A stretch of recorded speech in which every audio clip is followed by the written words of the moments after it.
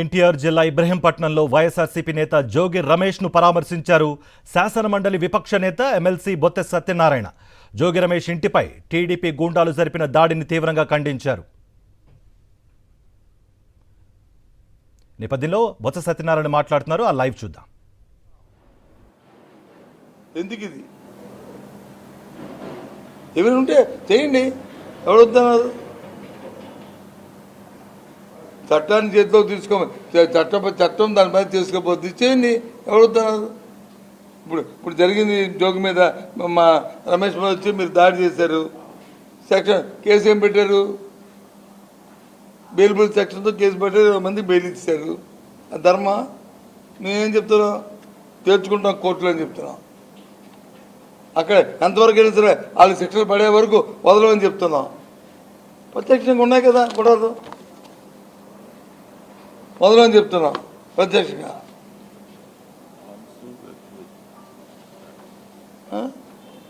చెప్తున్నాం చెప్పినప్పుడు ఇంతే. అలాగే తప్పు చేస్తే మీరు శిక్ష ఎవడొద్దారు? ప్రభుత్వం మీ చేతిలో ఉంది కదా.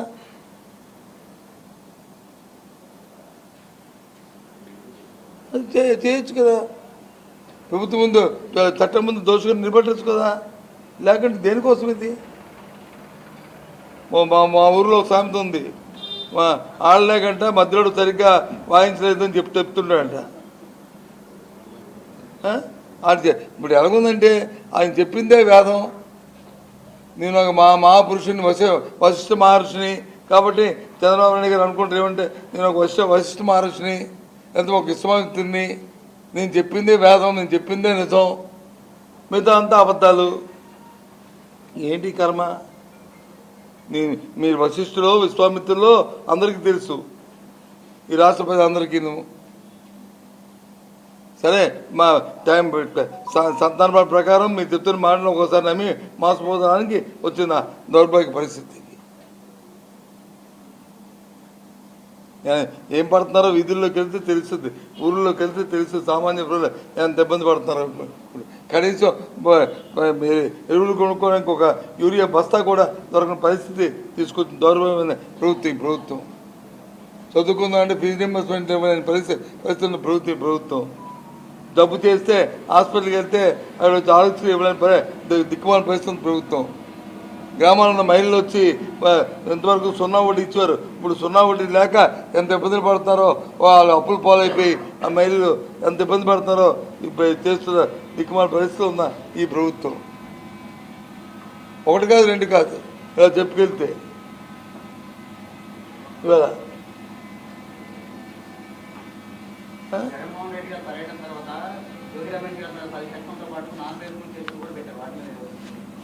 సార్ ఈ ప్రభుత్వం నాన్ బెయిలబుల్గా ఎన్ని పెట్టారు? 10 సెకండ్లు ఎన్ని కేసు పెట్టారు? 2-3 పెట్టారు. ఇంక పక్కన 0 పెట్టకపోవడం ఆలోచించు. అంత దుర్మార్గమైన ప్రభుత్వం. 2-3 కాదు, 20-30 పెడితే అడిగేం పోయింది? తప్పుడు కేసు పెట్టిన వాళ్ళకి, ఒక మంచి ఆలోచన లేని మనుషులకి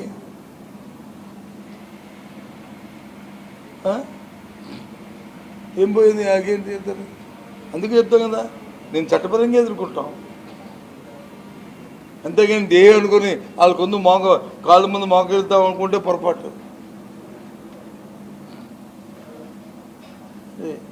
కానీ సంఘటన మాత్రం చాలా దురదృష్టకరం, క్షమించరాంది. రాష్ట్ర ప్రజలను అందుకే కోరుతున్నాను, ఇలాంటి బాంబుల సంస్కృతి మంచిది కాదు. పెట్రోల్ బాంబులు, యాసిడ్ బాంబులు వేసి మరి ఉన్న వాళ్ళందరూ, ఇంట్లో ఉన్న వాళ్ళందరినీ హతమార్చిన ఒక దుర్బుద్ధితో ఇలాంటి కార్యక్రమం చేయడం పైనుంచి వచ్చి క్షణికావేశంతో చేసినవి కాదు. ఇవి ప్లాన్డ్గా ఆర్గనైజ్డ్గా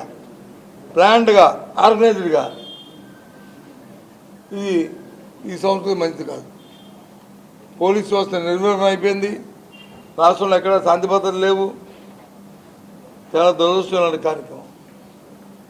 అందుకు వెళ్ళడానికి వచ్చాను. అలాగే మా జోగి చెప్పాను, నాన్న పర్వాలేదు, డోంట్ ఫీల్.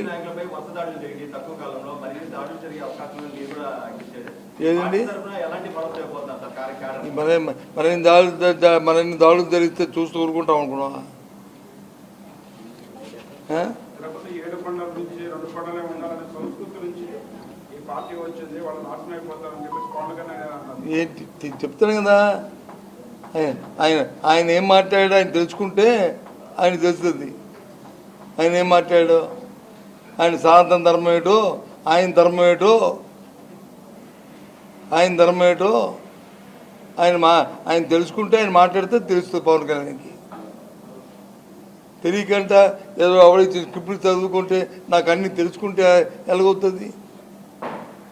ఎన్నికల ముందు ఏం మాటలు చెప్పాడు, ఎన్నికలైన తర్వాత ఇప్పుడు ఏం జరుగుతుంది రాష్ట్రంలో? ఎంతమంది రోజు ఆడపిల్లలకి ఆత్మహత్యలు జరుగుతున్నాయి, ఎంతమంది మానభంగాలు జరుగుతున్నాయి, ఎంతమంది వాళ్ళ ఎమ్మెల్యేలు వచ్చి నిర్మూలన అవుతున్నారు, ఎంతమందిని మీరు కట్టడి చేయగలుగుతున్నారు? ఇవన్నీ మళ్ళీ ఇష్యూని డైవర్ట్ చేయడానికి మళ్ళీ అవుతుంది కాదు కదా. ప్రభుత్వం అంటే 10 మంది హర్షించేది ప్రభుత్వం, అంతేగాని ప్రభుత్వం అంటే ఎరుత్తుమిడిది ప్రభుత్వం కాదు. దయచేసి అది తెలుసుకోవాలి.